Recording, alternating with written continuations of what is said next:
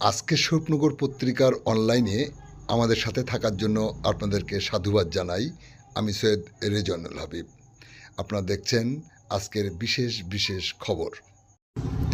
দুই শিশুসহ এক বাংলাদেশি মহিলাকে গ্রেপ্তার করল সীমান্তে বিএসএফের জওয়ানরা, তুলে দিল বসিরহাট থানা পুলিশের হাতে।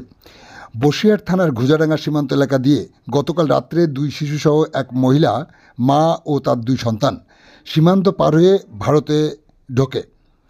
সীমান্তে বিএসএফের জওয়ানরা তাদের দেখতে পেয়ে তাদেরকে আটক করে এবং বসিরহাট থানার পুলিশের হাতে তুলে দেয়।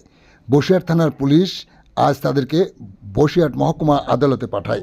আপনারা দেখছেন সেই সময়কার বিশেষ মুহূর্তের ধারণকৃত ভিডিও চিত্র আজকের স্বপ্নগর পত্রিকার অনলাইনে। আমাদের সাথে থাকুন, দেখতে থাকুন।